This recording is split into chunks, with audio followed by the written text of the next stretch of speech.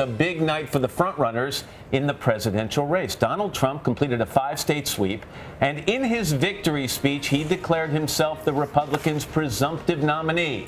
With a lion's share of the 118 delegates at stake last night, Trump is now more than 3/4 of the way to that magic number of 1237 needed to avoid a contested convention. On the Democratic side, Hillary Clinton took Delaware, Pennsylvania, Connecticut, and Maryland, but she was denied a clean sweep of her own by Bernie Sanders, who won in Rhode Island. Clinton's victories put her 90% of the way toward clinching her party's nomination. We will have more on the Democratic race in a moment, but we want to start with the Republicans and NBC national correspondent Peter Alexander. Peter, good morning to you.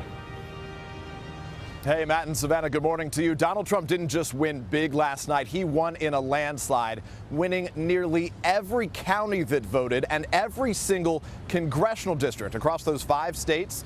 A senior aide to Donald Trump tells NBC News that now the campaign is going to increasingly pivot toward the general election. That begins in earnest, in effect, today with his first major foreign policy speech. It'll happen right here in Washington, expected to include teleprompters and all.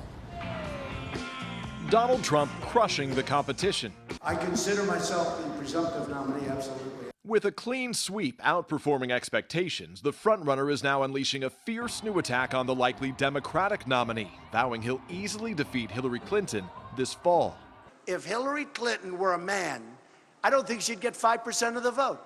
The only thing she's got going is the woman's card, and the beautiful thing is women don't like her. Bold words for a candidate with unprecedented unlikability among women. His negative rating, nearly 70%.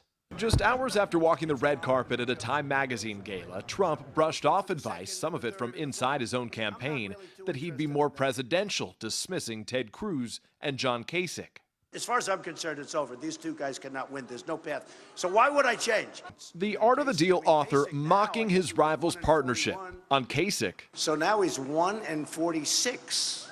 Why is he here? And on Cruz, who says he's vetting VPs. He's wasting his time, Tom.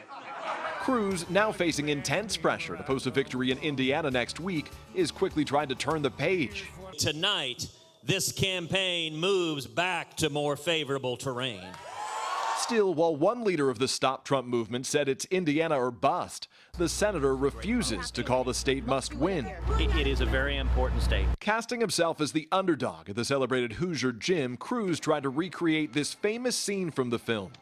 I think you'll find it's exact same measurements as our gym back in Hickory. But Cruz tripped up on the punchline, calling it a basketball ring. The amazing thing is that basketball ring here in Indiana, it's the same height as it is in New York City and every other place in this country.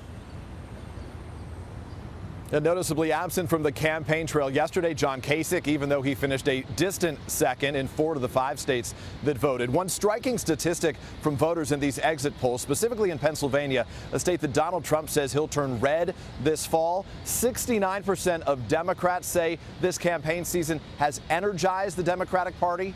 58% of Republicans say it's divided them. Matt and Savannah? All right, Peter Alexander. Peter, thanks so much.